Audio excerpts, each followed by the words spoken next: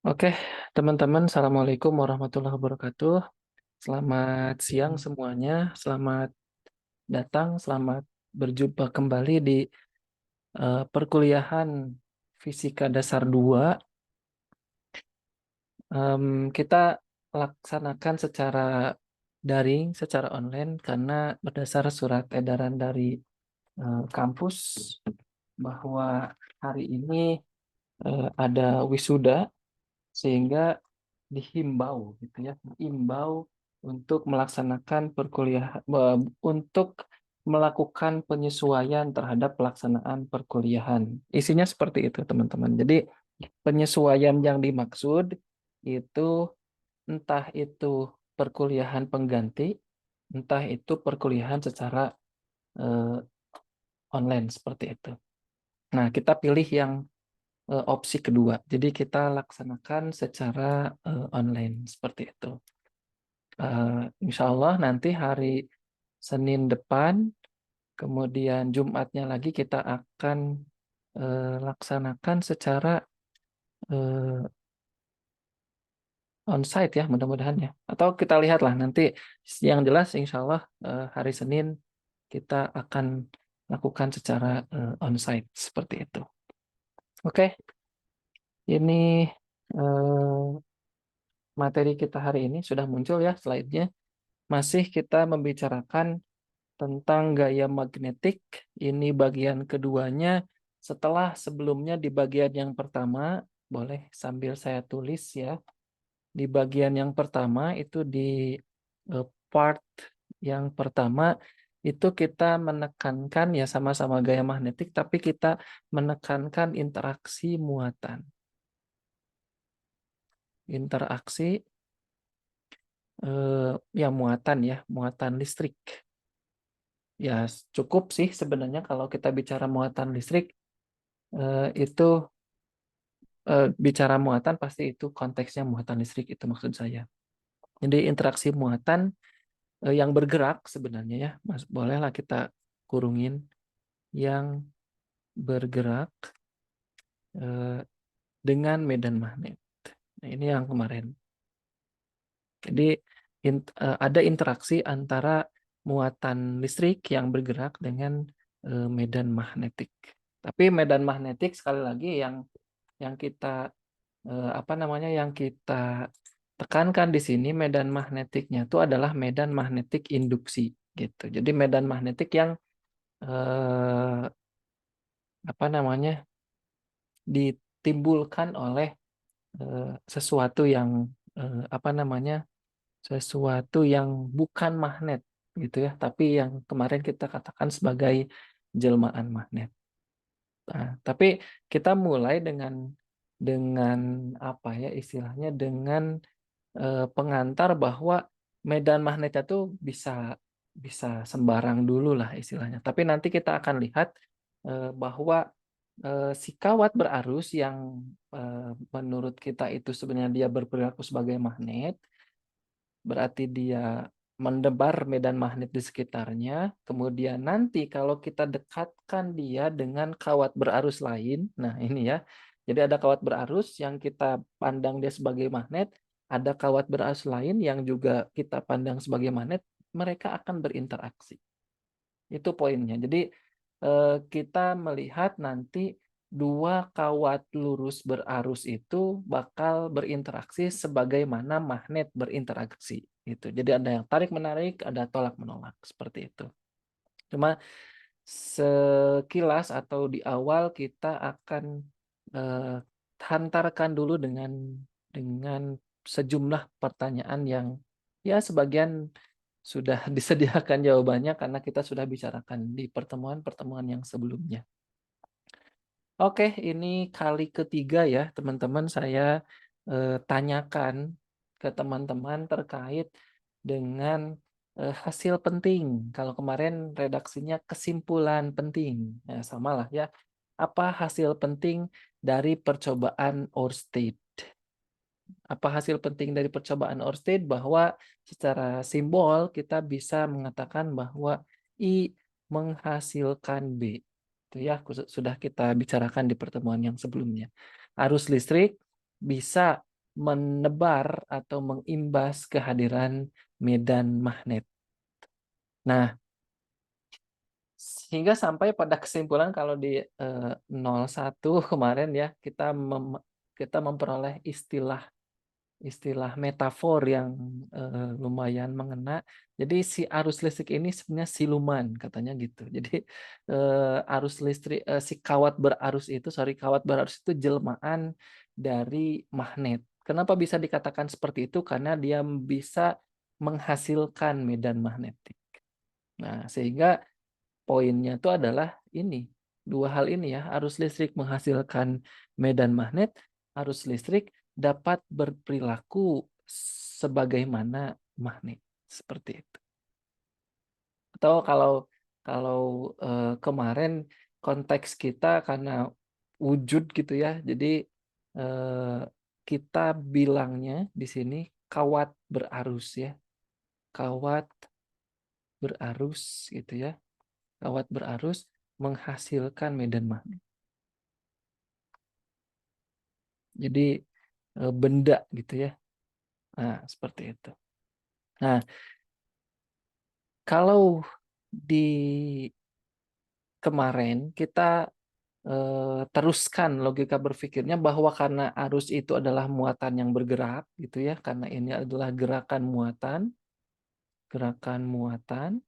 Sehingga gerakan muatan juga nanti bakal menghasilkan medan magnet dan berarti si muatan yang bergerak itu berperilaku sebagaimana magnet. Dia bisa berinteraksi nanti dengan magnet. Itu di pertemuan yang kemarin yang kita hantarkan dengan skema demonstrasi sederhana ya secara pikiran gitu. Kalau ini ada S, kemudian di sini ada magnet lain, magnet U. Kemudian kemarin ini ada sebuah muatan yang bergerak dengan kecepatan V ke sana. Dia masuk ke daerah yang bermedan magnet seperti ini. Ada medan magnet yang diwakili oleh garis-garis gaya magnet yang arahnya dari U ke S. Nanti akan ada interaksi. Interaksinya itu berupa defleksi atau berupa penyimpangan arah gerak yang semula katakanlah dia tuh sebenarnya pengen lurus tapi jadi menyimpang. Hingga nanti di pembahasan-pembahasan yang selanjutnya kemarin kita bicarakan ada konsep velocity selector dan seterusnya. Nah, sama kasusnya dengan keadaan yang kita bicarakan di sebelumnya bahwa ketika ada kawat, ini kawat lurus yang disuplai arusnya itu oleh suatu baterai gitu ya, beda potensialnya 22 volt seperti ini.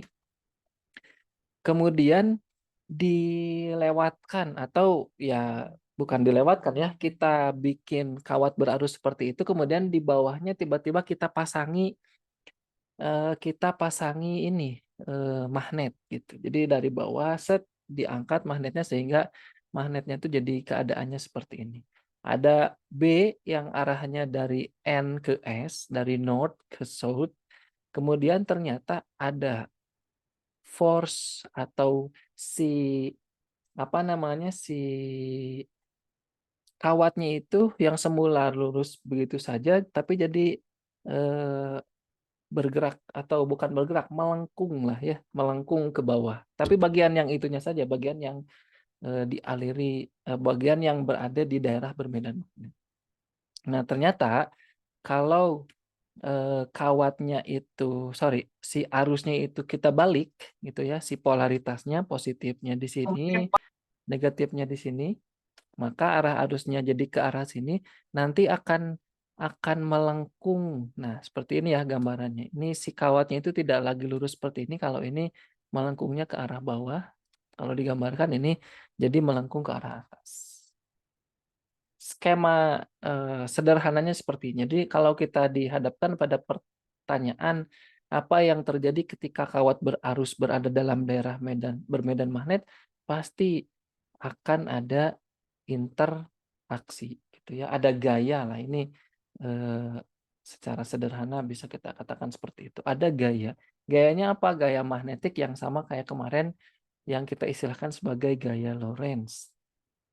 gitu. Nah, tapi ini yang akan kita bicarakan lebih jauh nanti, yang akan kita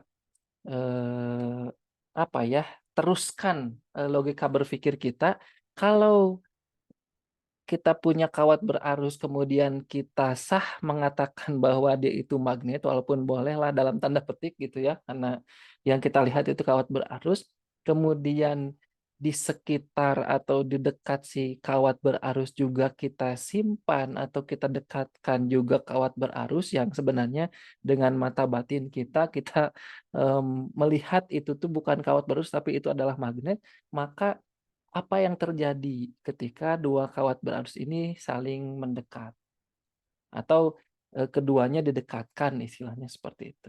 Magnet dengan magnet. Berarti apa yang akan terjadi? Sama jawabannya dengan seperti ini, akan ada interaksi. Nah, interaksinya ini yang nanti kita bicarakan lebih jauh. Itu poinnya. Jadi eh, eh, bukan mudah, simpel menurut saya logika berpikir yang harus kita kuasai, alur berpikirnya bagaimana menjawab dengan keyakinan yang penuh bahwa akan ada interaksi baik di kasus pertama maupun di kasus yang kedua.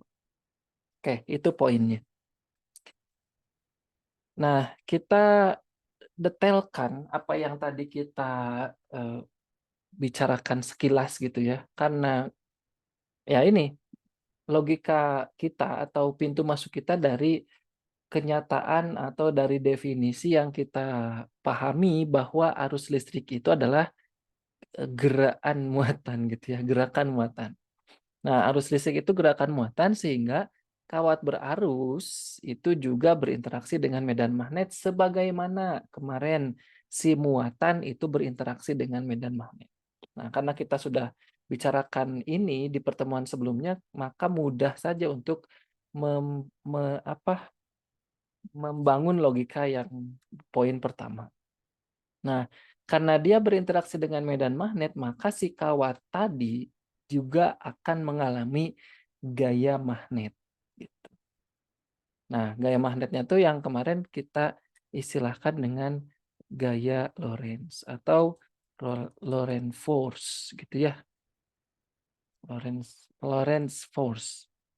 Nah, bagaimana bisa dapat perumusannya? Kita intip secara mikro apa yang terjadi di kawat berarus. Nah, karena kita tahu bahwa dia gerakan muatan, maka konsentrasi kita ke segmen segmen kecil dari si kawat lurus berarus tadi. Kalau dia punya panjangnya L, ini ya panjangnya L, dia membawa atau mengalirkan arus sebesar I, maka si sebagian kecil si kawat itu yang kita labeli dia dengan segmen delta X gitu ya.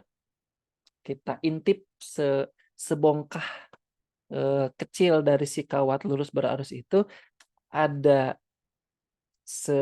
sekecil atau sejumlah segmen delta X. Kalau kita intip pasti di dalamnya itu ada muatan sebanyak deki, tidak semuanya karena yang kita amati hanya sebagian kecil. Kalau total muatannya itu Ki besar gitu ya biasa, maka di sana kita bisa menemukan sejumlah muatan delta Ki yang sedang bergerak dengan laju hanyut atau drift velocity sebesar Vd. Gitu.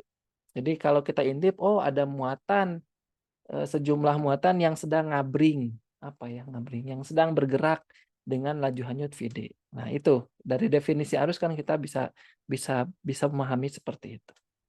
Oke, nah karena dia itu bergerak selama selang waktu tertentu, kalau kita tuturkan, tuturkan itu apa ya? Kalau kita ikutin, seperti dulu kalau kita bahas di fluida ada tinjauan Euler, tinjauan Lahrong gitu ya, kalau masih ingat teman-teman. Jadi kalau kita buntuti si apa namanya si delta Q ini gitu ya, si segmen ini, maka kita akan dapatkan setelah selang waktu delta T gitu ya, si muatan itu kita bisa peroleh kan dari kinematika biasa ini delta X dibagi dengan VD. Sehingga dari sini kita bisa dapat si delta X atau si VD ya. Si delta X itu adalah VD dikalikan dengan delta T atau VD-nya itu sendiri di sini kita bisa rumuskan sebagai delta X dibagi dengan delta T. Gitu.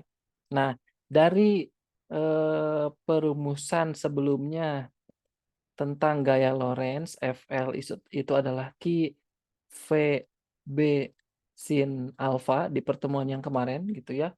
Maka kalau kita intip khusus untuk muatan sejumlah deki itu, maka gaya Lorentz atau gaya magnetiknya itu adalah delta Q dikalikan V D, V-nya itu adalah VD karena dia bergerak dengan kecepatan drift velocity tadi, dikalikan dengan B. Sebenarnya ada sin theta sih, tapi sin theta-nya itu karena untuk konteks kita, dia itu lurus gitu ya, si ininya, si tegak lurus antara si VD dengan si I-nya, maka kita sederhanakan dengan delta Q VD kali B. Gitu. Nah, delta Q persatuan waktu itu adalah arus.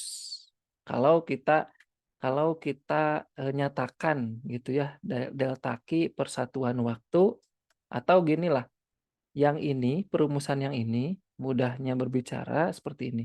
Perumusan yang itu kita kalikan dengan delta T per delta T. Dikalikan dengan delta T dibagi dengan delta T. Itu maksudnya. Nah, kenapa dikali delta T dibagi dengan delta T? Sebenarnya ini kan nggak ngefek dibagi satu, tapi dari perkalian ini kita akan mendapatkan besaran yang lain. Yang nanti kita bisa bicara secara lebih makro, katakanlah seperti itu. Jadi delta T yang saya kasih tanda lah. Delta T yang ini itu jadi ke sini gitu ya. Jadi di bawah, delta T yang ini itu jadi kali ke sini. Nah, ini cocok dengan perumusan kita gitu. Jadi VD dikali delta T itu adalah delta X, sehingga ini VD dikalikan delta T itu adalah delta X. Kemudian ini delta Q dibagi dengan delta T, ini adalah definisi arus. Definisi dari I. I adalah delta Q per delta T. Maka kita peroleh I kali delta X kali B. Jadi kuantitasnya sudah kuantitas yang lebih terukur, katakanlah seperti itu. Karena ngukur arus kan ya mudah buat kita. Tinggal pasangi alat ampere meter katakanlah.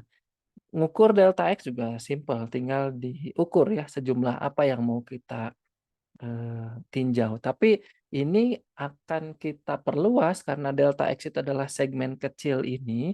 Berarti kalau kita generalkan secara umum, secara total, artinya si kawat yang sepanjang L ini akan semuanya itu ya akan mengalami gaya sebesar I kali L dikalikan dengan cross B. Ini perkalian vektornya, atau secara besarnya I LB dikalikan dengan sin theta. Dengan theta itu adalah tadi sudut yang dibentuk antara vektor IL dengan vektor si B yang ini.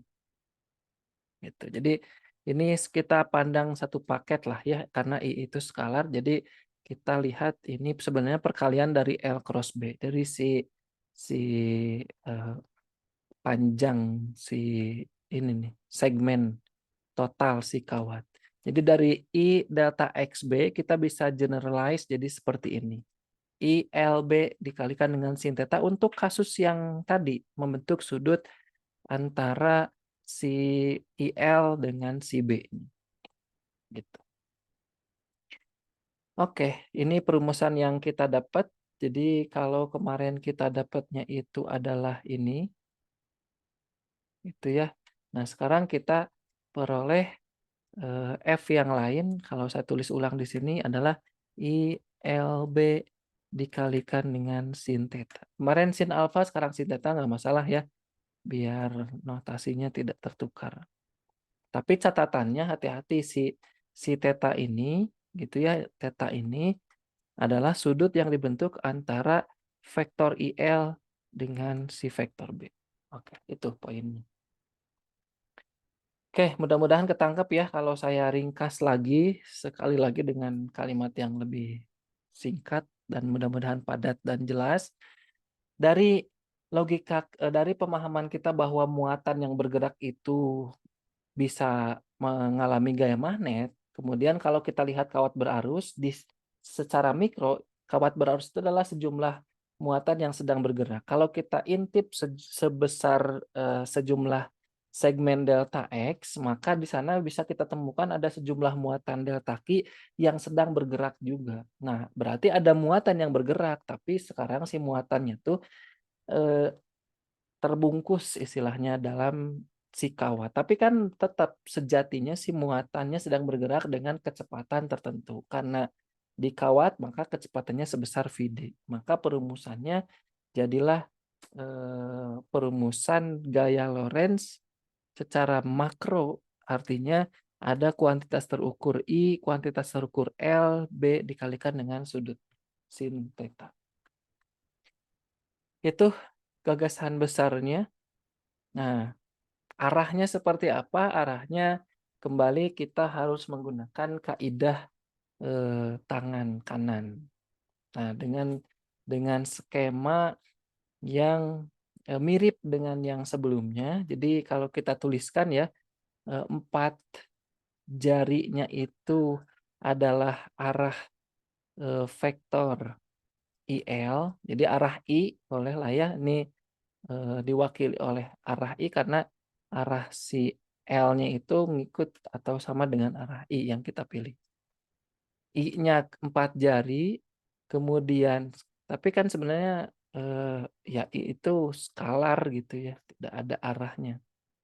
Itu hanya arah aliran lah istilahnya. Ini telapak tangan ya kemarin. Telapak tangannya itu arah B sama kayak kemarin. Telapak tangan itu arah vektor B, kemudian ibu jari itu, ini udah ada tulisannya belum ya? Bisa double. Arah ibu jari itu arah F. Oke gitu. Jadi 4 jarinya itu arah IL atau I saja boleh untuk sederhananya 4 jari I dikroskan dengan B, nanti sisanya F. Nah ini mirip lah dengan yang kemarin, hanya kalau kemarin itu 4 jarinya tuh arah V. Ya sama, ini juga kan nanti diwakili oleh si arah arus itu kan menunjukkan arah gerakan muatan. Simpelnya seperti itu. Jadi 4 jari itu arah I, bolehlah ya. B itu telapak tangan itu ada arah B, ibu jarinya arah F. Oke, gitu. Jadi kalau kita lihat, kalau arah arusnya ke sana kemudian si B-nya juga ke sana, ini yang kita sebut sebagai theta yang sama dengan 0 derajat. Sehingga sin theta-nya sama dengan 0, sehingga F-nya sama dengan 0. Jadi there is no force on a current parallel to a magnetic field. Jadi kalau sejajar itu tidak akan ada gaya magnetik. Akan ada gaya magnetik kalau arah arusnya ke sana, ke atas, si B-nya itu cross atau masuk ke bidang gambar. Ini kan nanti tegak lurus. Kenapa arah F-nya ke sini? Kita praktekkan walaupun secara online ya, mudah-mudahan bisa ketangkap sama semuanya. 4 jarinya ke atas gitu ya. Kemudian telapak tangannya cross, berarti menghadap ke layar, menghadap ke bidang gambar, menghadap ke si kertas atau ke gambarnya. Jadi I cross B nanti akan ada F yang arahnya ke sini. Gitu. Atau kalau sebaliknya berarti kalau ada I-nya ke arah atas, ini I, tapi si kawat ini berada dalam daerah yang dot, maka nanti akan ada F yang arahnya ke sana. Sebaliknya, karena megangnya gini, gitu ya. Oke, itu. Nah, ini what is the direction of magnetic force on this wire? Ini lihat, positifnya ini, negatifnya ini berarti mengalir arus I ke sini sama dengan yang ini ya. Berarti akan ada F ke sana. Oke, itu hanya untuk menegaskan. Nah, ini kalau tegak lurus seperti ini. Kalau ada sudutnya nanti kita akan pakai sinnya berapa. Contohnya seperti ini. Tentukan gaya magnetik yang dirasakan oleh segmen kawat sepanjang 3 mm. Ini L-nya ya. Atau tadi delta X boleh kalau kita bicara segmen sama aja. Ini delta X, ini B-nya, ini dia membawa arus, ini I-nya, ini sudutnya. Ini sudutnya. Sudut antara vektor IL tadi yang saya katakan dengan vektor B. Jadi B-nya tuh arah dari sini, atau kalau kita bisa bayangkan di sini ada magnet U gitu ya. Di sini ada magnet S. Jadi nyerong, miring seperti itu. Membentuk sudut 30 derajat. Berapa F Lorentz-nya? F-nya adalah I delta X. Boleh kayak gitu karena ini segmennya. I delta X B dikalikan dengan sin theta. 3 ampere dikalikan dengan apa namanya, warna merah ya. 3 ampere 3 ampere dikalikan dengan ini 3,0 kali 10 pangkat minus 3 karena harus dalam meter, ini masih milimeter, hati-hati, dikalikan dengan 0,020 atau kalau kita notasi ilmiahkan ini adalah 2,0 kali 10 pangkat min 2 Tesla dikalikan dengan sudutnya ini sin 30. Sin 30 derajat. Ini setengah ya. Ini setengah nih. Nah, nanti hasilnya bisa kita dapatkan dengan perhitungan yang ya hati-hati tentunya. Oke, ini contoh penerapan konsepnya. Nah, ini contoh yang lain lagi. Kita lihat lebih banyak melihat contoh, lebih paham mudah-mudahan ya. Ada loop atau simpai, loop ya, simpai kawat persegi panjang yang tergantung secara vertikal, ini seperti ini. Jadi ada kawat ini digantung seperti ini, dah penggantungnya, ini positif, hati-hati ini negatif, maka arah I-nya seperti itu. Nah, panjang AB-nya 10 cm, AB itu mana? Ini ya, ini. Jadi segmen kawat yang berada di daerah bermedan magnet itu seberapa banyak atau seberapa panjang. Apabila gaya yang bekerja pada kawat itu ini F-nya berarti ya, ini F, ini F-nya, ini tadi L-nya lah. Ini atau tadi delta X ya sama saja. Dan arus pada kawat saat itu adalah ini I-nya. Nah, ini yang ditanyakan sebaliknya ya. Yang ditanyakan adalah ini, berapa B-nya. Berapa gaya magnet yang bekerja pada si kawat. Lihat di sini bahwa arah arusnya itu saya gambarkan dulu ya untuk memperlancar kita dalam menentukan arah arus. Nah, warna ini. Nggak kelihatan. Bentar. Ini arah I-nya. Nah, gitu. Ini arah I-nya. Arah I-nya ke sana gitu ya. Terus ininya masuk. Agak susah. Keluar ya, berarti ke kita gitu ya, arah ini I, maka akan ada F yang ke arah bawah. I-nya ke sana gitu ya. I-nya dari A ke B maksudnya ke kanan, kalau dari sini ke kanan itunya dot berarti keluar, berarti ada F yang arahnya ke bawah. Nah, kalau ada pertanyaan gimana Pak dengan nasib segmen kawat yang ini? Nah, dengan segmen kawat yang ini. Tuh.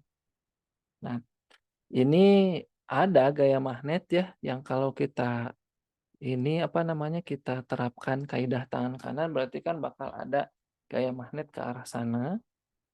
Itu.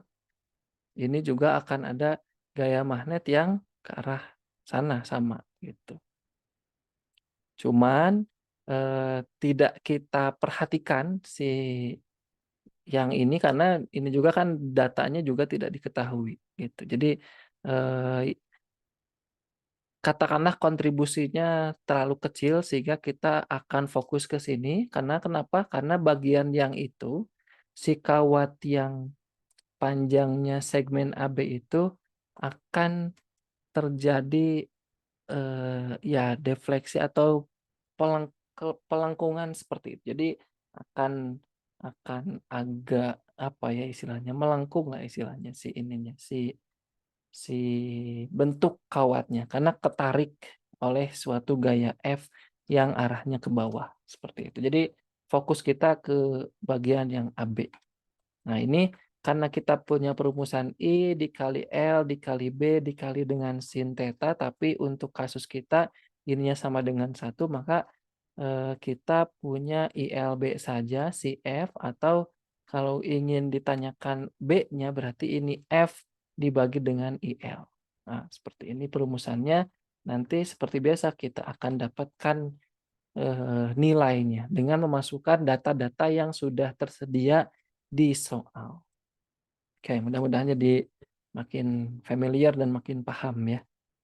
Nah, selanjutnya tadi bagaimana keadaan yang terjadi kalau si kawat dengan si kawat saling mendekat atau didekatkan tadi ya karena dibuat sama kita supaya dekat itu istilahnya.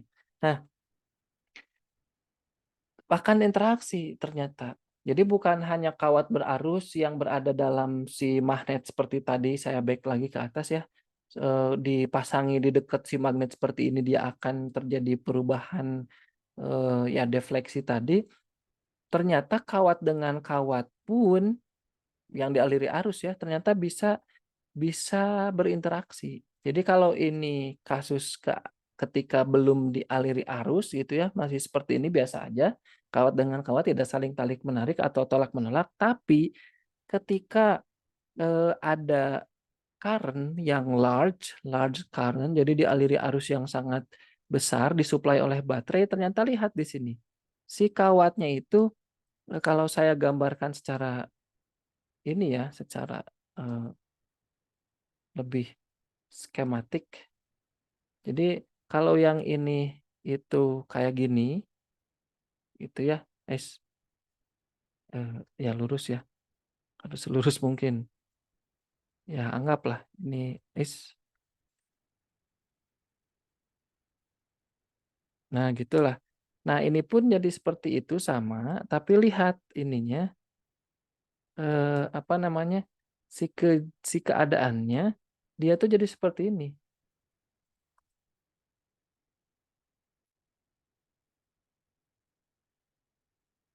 Nah gitu, jadi saling mendekat gitu. Jadi bahkan di sini nempel ya rapat gitu istilahnya. Jadi mereka akan saling mendekat berarti di sini ada interaksi. Interaksinya apa? Interaksinya tarik menarik. Ya ada tarikan atau ya ada interaksi saling tarik. Interaksi saling tarik gitu. Semula diam-diaman tapi ternyata ketika dialiri arus jadi saling tertarik gitu istilahnya. Jadi ada interaksi tarik-menarik ketika dialiri arus yang sangat besar. Kenapa bisa seperti itu? Karena tadi logika kita di awal, kita tidak lagi pandang mereka itu jati dirinya sebagai kawat berarus, tapi kita pahami mereka itu seperti magnet. Atau bahasanya Habib itu siluman magnet atau jelmaan magnet gitu. Sehingga mereka ketika didekatkan ya kayak didekatkannya magnet dengan magnet. Akan ada interaksi. Entah itu nanti saling tarik, ada satu lagi nanti kasus bisa saja saling tolak. Kenapa seperti itu diuraikan di sini alur berpikirnya. Jadi ketika pada tiap kawat tidak mengalir arus, maka keduanya tidak saling berinteraksi. Ketika ada arus pada tiap kawat, maka dihasilkan medan magnetik. Seperti percobaan yang dilakukan oleh Ørsted. Kalau ada I, gitu kan akan ada B. Nah, medan magnetik ini akan berinteraksi dengan kawat berarus di sekitarnya. Jadi kan kawat, kalau kita pakai pakai pemahaman medan di kajian medan listrik kan seperti ini. Kalau dulu kan muatan, medan, muatan. Kalau sekarang berarti kawat berarus gitu ya. Kawat berarus. Kawat kawat lurus, ya kawat berarus lah secara umum ya. Kawat berarus itu menghasilkan medan. Nah, medannya ini nanti yang berinteraksi dengan kawat berarus yang lain.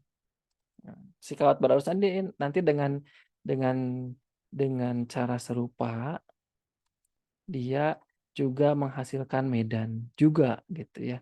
Nanti berinteraksi makanya nanti akan terjadi tarik menarik. Nah, ini kalau kita ambil POV gitu ya, POV kayak di IG gitu ya. Kalau kita ambil POV-nya si I1.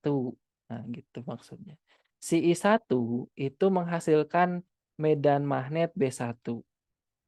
Saya coba runut ceritanya gitu ya. I1 menghasilkan medan magnet di satu. Kenapa? Karena si kawat itu berarus. Dengan menggunakan kaidah tangan kanan, arahnya bisa digambarkan seperti ini, gitu ya. Searah jarum jam. Nah, karena di dekatnya ada I2, maka medan magnetnya itu berinteraksi dengan kawat si yang I2. Kalau seperti ini, keadaannya balik lagi mirip dengan keadaan kawat yang berada dalam daerah bermedan magnet. Kalau ini dihasilkan oleh magnet magnet yang magnet beneran gitu ya.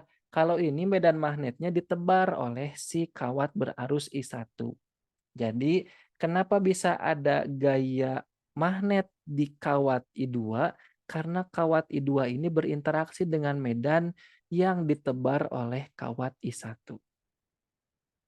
Dengan cerita yang sama, kawat I2 nanti menghasilkan medan magnet B2. Medan magnet B2-nya itu berinteraksi dengan kawat I2, kawat I1, maka akan terjadi interaksi. Nah, seperti ini kalau kita gambarkan secara simbol. Oke. Kita baca pelan-pelan. Ini ada kawat lurus yang panjangnya L1, kemudian dia ada arahnya ke arah atas I1, maka L1-nya vektor L1-nya juga ke arah atas. Dia akan menghasilkan kata Ørsted ya, dia akan menghasilkan medan magnet di sekitar si kawat itu yang kalau kita pakai kaidah tangan kanan berarti karena arah arusnya itu ke atas gitu ya, ibu jarinya ke atas berarti kita ngambilnya itu dari kanan sehingga ini akan cross, yang ini akan dot. Saya ulang ya, arusnya ke atas, ibu jarinya ke atas berarti kita ngambilnya dari arah kanan supaya dilingkari. Si kawat berarusnya kita pegang dilingkari. Supaya ibu jarinya ke atas berarti kanannya itu cross, kirinya itu dot. Artinya apa? Di sini cross, di sepanjang bagian yang kanan ke sana itu cross, di sepanjang bagian yang kiri ini dot, dot, dan seterusnya. Nah, cross, cross, cross di sini cross, ternyata kena ke sini, ini cross. Atau saya hapus lah, udah digambar ya. Itu adalah B1. Apa B1? Ini adalah medan magnet yang dihasilkan oleh kawat yang I1. Atau ini kawat 1, ini kawat 2, boleh kayak gitu. B1 adalah medan magnet yang dihasilkan oleh kawat 1. Nah, karena di sini ada kawat berarus dan ada medan magnet B1, maka kawat berarus ini berinteraksi dengan medan magnet. Akan ada apa? Akan ada gaya magnet.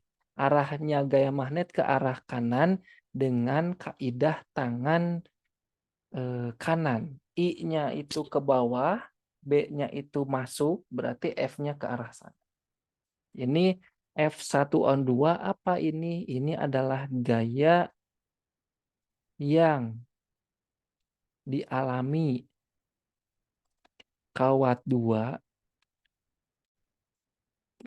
ya, akibat berinteraksi. Nih, sorry, ada nggak penjelasannya? Kalau nggak ada, kita tulis. Kalau ada, kita tinggal baca. Akibat berinteraksi dengan medan magnetik yang dihasilkan oleh kawat 1. Nah, gitu. Ya, dihasilkan oleh kawat 1. Nah, itu maksudnya. Jadi gaya yang dialami oleh kawat 2 akibat dia berinteraksi dengan medan magnetik yang dihasilkan oleh kawat 1. Kenapa kawat 1 menghasilkan medan magnetik B1? Karena dia mengalir arus I1. Nah, dengan cerita serupa, kawat 2 yang mengalirkan arus I2 yang arahnya ke bawah itu akan menebar atau menghasilkan medan magnet yang arahnya menggunakan kaidah tangan kanan, berarti ibu jarinya ke arah atas, berarti ngambilnya dari arah kiri, sehingga ini saya pakai warna berbeda lah ya, biar menolong. Ini I2 nanti menghasilkan cross, ini B2. Cross, cross, cross. Nah itu, ini adalah B2. Di sininya dot, di sininya dot, di sininya dot, di sininya dot. Tapi kan di sini nggak ada apa-apa, nggak ada kawat. Jadi konsentrasi kita ke sini. Nah, ada medan B2 yang berinteraksi dengan si kawat I1. Dengan kaidah tangan kanan yang tadi, arah I ke atas, B-nya itu telapak tangannya cross, maka F ada ke arah sana. Ini F21. Apa ini? Sama dengan yang ini, serupa, tapi narasinya sedikit berbeda. Ini adalah gaya yang dialami oleh kawat 1 akibat itu ya berinteraksi dengan medan magnetik yang dihasilkan oleh kawat 2. Nah, gitu. Sebaliknya aja dari yang ini ya. Kalau yang ini paham, yang ini lebih mudah kita pahami. Nah, itu cerita atau behind the scene-nya kenapa mereka bisa saling tarik-menarik atau bahkan tolak-menolak. Ini tolak-menolak ya, ini tolak-menolak, ini tarik-menarik, dan bisa kita ambil kesimpulan, lihat keadaannya ini sama ya, tidak akan saya coret-coret lagi, ini udah lengkap di sini ceritanya. Ya sekilas ini akan ada cross, cross, cross ke arah sana, sehingga cross ini gitu ya. Yang ini akan ada warna berbeda, hati-hati. Ini akan ada dot, dot, dot, dot, dot, dot gitu. Yang ini cross, yang ini dot, maka interaksinya tarik menarik. Kesimpulannya apa? Kalau arusnya searah, maka mereka akan tarik menarik. Ini I1, ini I2. Nah, kalau berlawanan, nih lihat ini I1-nya ke atas, I2-nya ke bawah, maka mereka akan saling tolak. Dengan gaya sebesar apa? Dengan gaya sebesar ini F12, ini F21, nilainya sama saja. Karena aksi reaksi lah ya istilahnya. Ini mengerjakan gaya ke sana, dia mengerjakan gaya ke sini. Berapa F-nya dengan perumusan yang tadi IL besin alfa, tapi untuk kasus kita misal kita ambil tegak lurus, maka ini I1LB2, hati-hati, karena kawatnya itu sepanjang L, dia mengalir arus I1, tapi dia berinteraksi dengan medan yang ditebar oleh si B2. Maka ini I1 kali L, ini B, ini perumusan kawat lurus berarus yang sangat panjang. Medan magnetik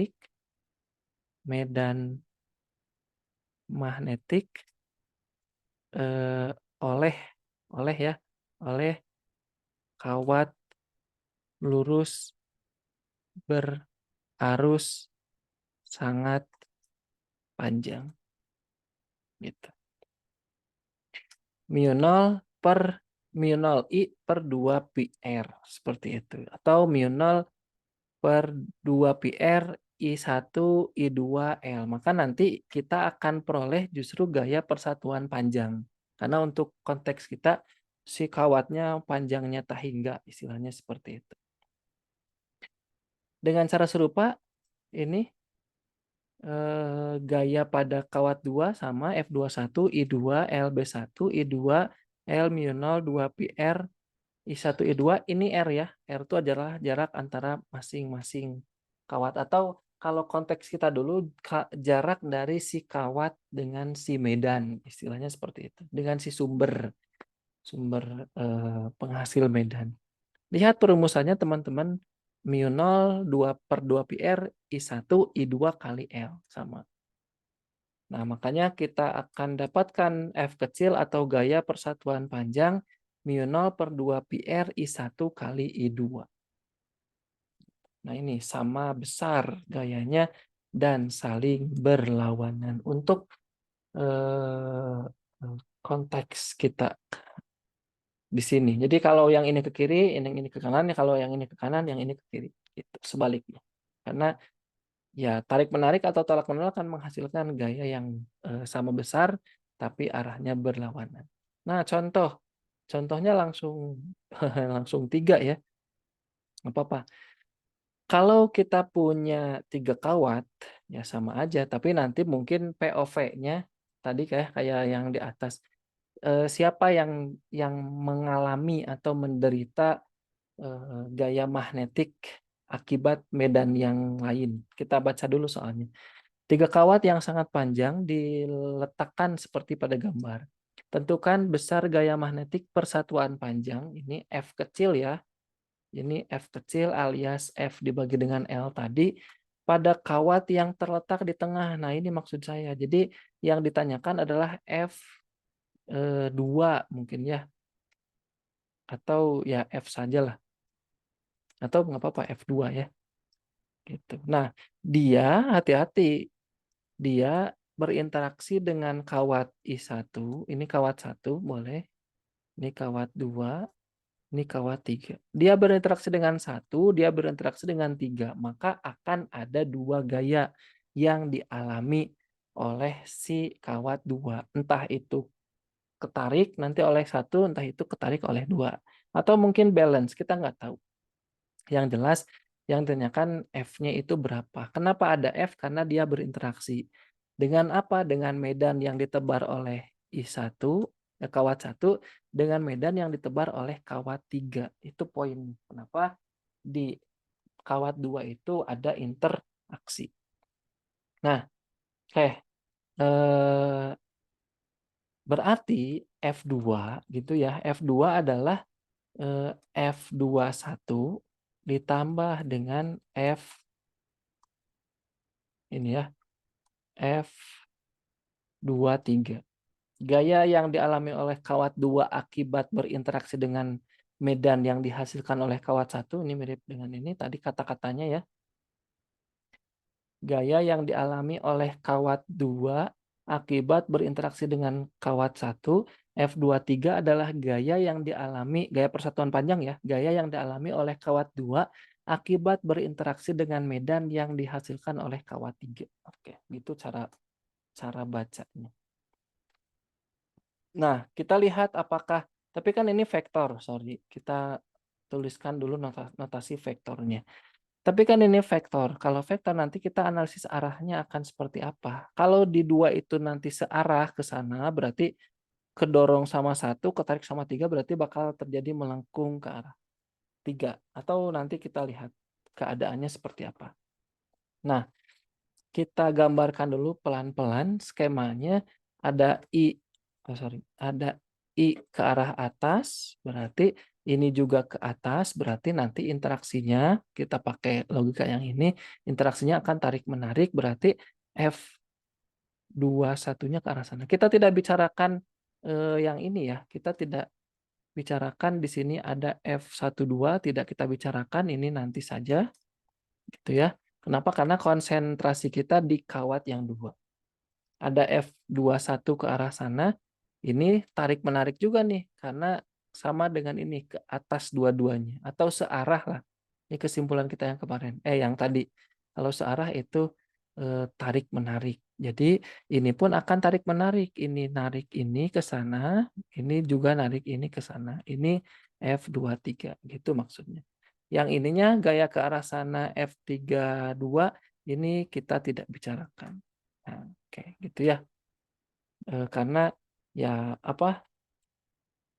konsentrasi kita di sini. Maka karena berlawanan berarti secara besarnya F2 itu adalah F23 atau F21 sama aja. Nanti kita lihat mana yang lebih besar gitu ya. F21 dikurangi dengan F23 gitu. Tutup lagi pintunya. Tutup lagi pintunya. Iya. Nah, oke kita lanjutkan ya. Ada iklan sebentar.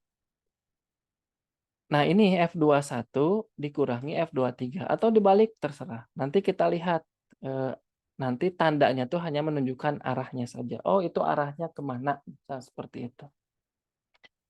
Oke. F21-nya itu berarti adalah ini tadi mu02 pi R1. Saya tuliskan ya. Ini mu0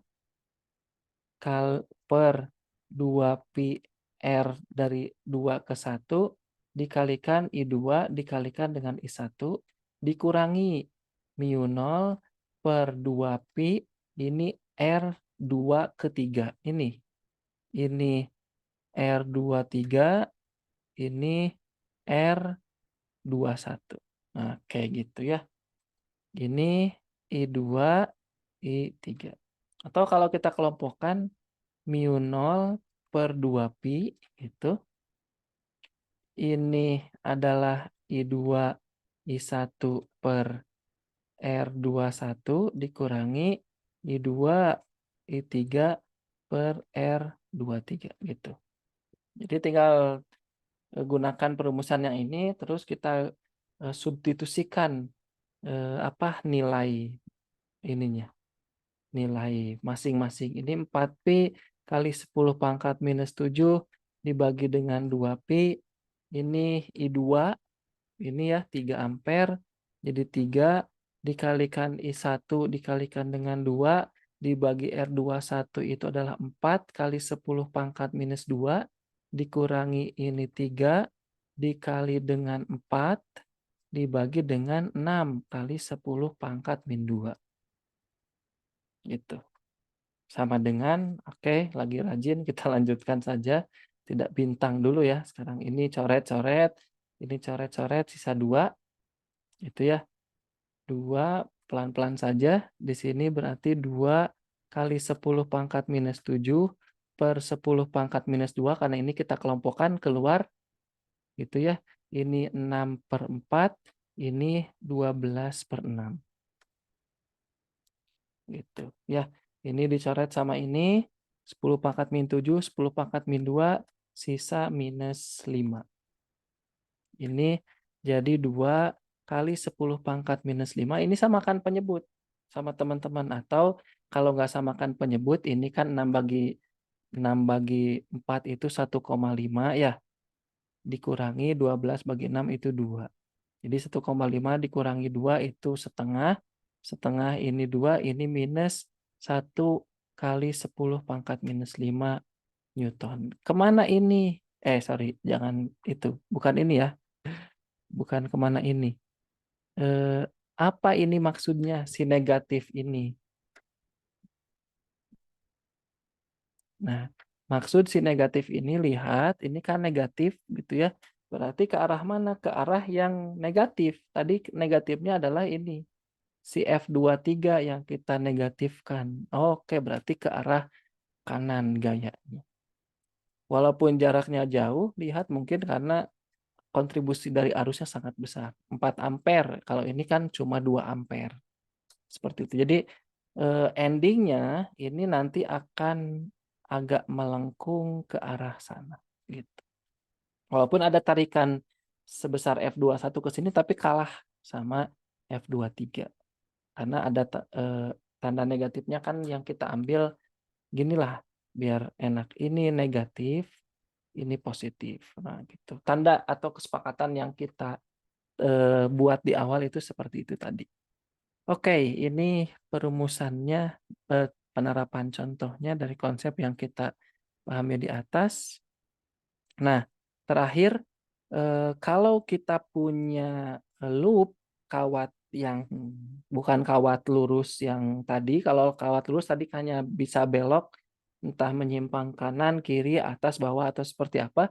Kalau bentuknya loop seperti ini, masing-masing akan mengalami atau menderita menderita gaya yang berbeda-beda, maka nanti akan ada torsi. Kenapa? Karena ada rotasi di sana. Kenapa ada torsi? Karena ada rotasi. Kenapa bisa ada rotasi? Karena skema sederhananya seperti ini. Saya bocorkan di awal. Jadi ada couple istilahnya, ada gaya yang ini ke bawah, yang ini ke atas, gitu. Kenapa bisa seperti itu? Karena arah arus yang berbeda pada suatu kawat yang di sana ada medan magnet yang arahnya searah. Ini arah I-nya ke sana, yang ini arah I-nya ke sana. Otomatis yang ini F-nya ke sini, ini F-nya, yang ini F-nya ke sana. Kalau yang ini kita tidak hiraukan karena ini ke sana, hanya mengubah orientasi itu jadi agak menggembung, katakanlah seperti itu. Tidak membuat dia berotasi. Torsinya, si gaya ini itu kenapa torsinya 0? Karena dia bekerja di perpanjangan poros. Kalau kita pakai konsep yang torsi kan seperti itu. Kalau ini ada R-nya. Ada R, ya, aduh. Nah, ada jaraknya, ada ada lengan gaya istilahnya. Gitu ya, ini ada momen atau lengan gaya juga. Ini R1 boleh, itu R2. Sehingga akan ada torsi. Jadi berotasi itu si ininya, si simpainya. Nah, nanti kalau udah berotasi nanti bakal seperti apa ya terserah nanti keadaan si arusnya, apakah dia tetap seperti itu atau jadi berbalik arah, nanti kita lihat penerapannya. Oke,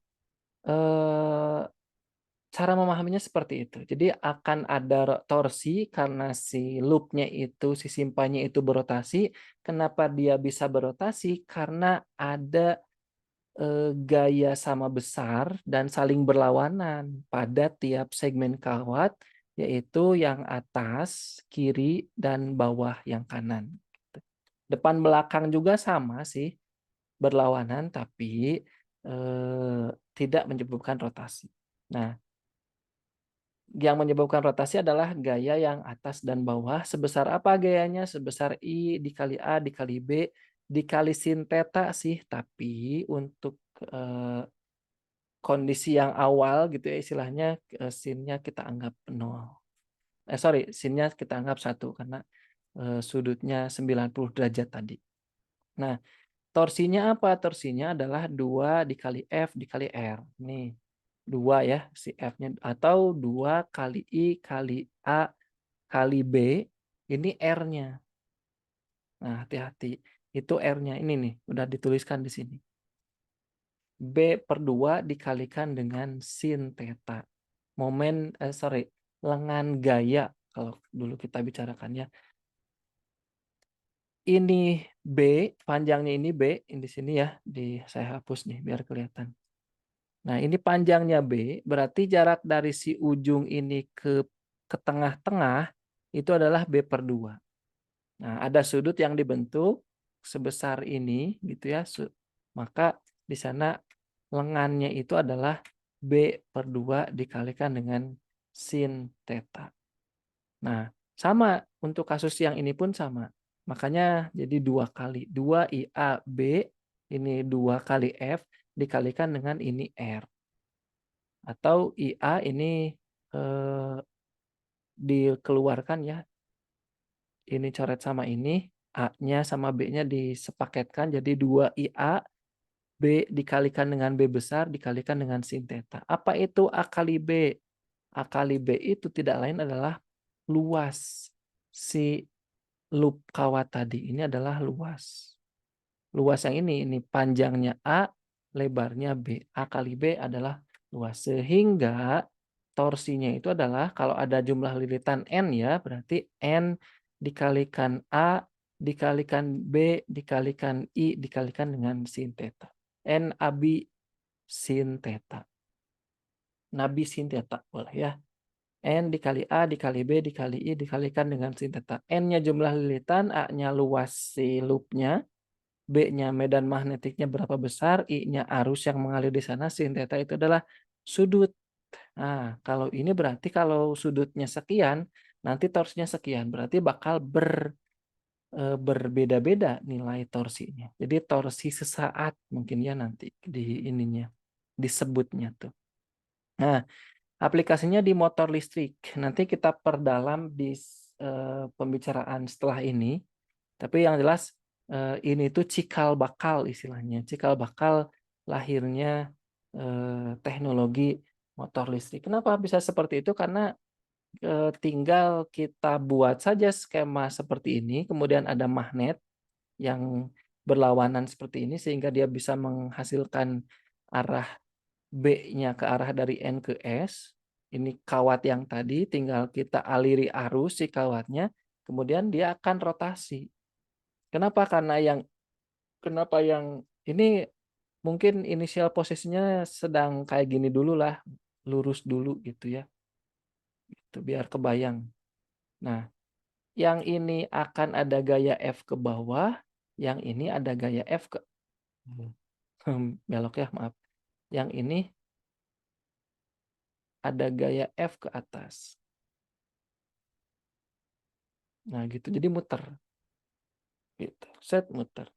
Pas sebelah sana muter terus berbalik jadi ke arah sana. Terus tukeran sehingga dia akan berputar. Tapi tidak kita detailkan dulu ya. Ini skemanya tuh seperti ini. Pekan depan kita akan bicarakan lebih jauh sekalian dengan generator dan seterusnya. Nah, ini torsinya saja dulu lah. Torsi gitu ya dalam variabel theta. Makanya kan tadi fungsi sudut istilahnya ya. Torsi fungsi theta, tahu theta itu kan N dikalikan dengan N dikalikan dengan A dikalikan B dikalikan dengan I dikalikan dengan sin theta. N-nya itu adalah ini 40 ya. Langsung masukkan saja ke sini. Dikalikan dengan A, 10 kali 20 itu 200. 2 kali 10 pangkat min 2. Ini udah meter kuadrat ya. Yang ini. Nah, silahkan dihitung. Di sini A sama dengan panjang kali lebar atau jangan panjang kali lebar ya. A kali B itu. A dikalikan dengan B yang tadi itu ya. 10 cm 10 cm dikalikan dengan 20 cm hasilnya adalah 200 tapi kali 10 pangkat min 4 karena cm kuadrat dikemeterin gitu maksudnya. Jadi 2 kali 10 pangkat min 2. Dikalikan dengan B-nya ini 0,5 Tesla, ini B-nya. Ini N gitu ya. Ini I. Oke. Ini 0,5 dikalikan dengan 8. Ya, ini dihitung lah. Silakan, ini sederhana maksudnya. Jadi ini tapi ada sin tetanya, hati-hati. Jadi ini bintang dikalikan dengan sin theta. Kan yang dimintanya juga adalah torsi yang merupakan atau dalam variabel theta yang diinginkan kan seperti itu. Oke, ini contohnya. Oke, sudah ternyata ya tidak banyak materi yang kita bicarakan pada hari ini. Kita berfokus pada interaksi kawat berarus dengan medan magnet dengan penalaran awal seperti ini. Kemudian kita bisa bangun konsep bahwa dia bisa berinteraksi antara kawat berarus yang satu dengan kawat berarus yang lain.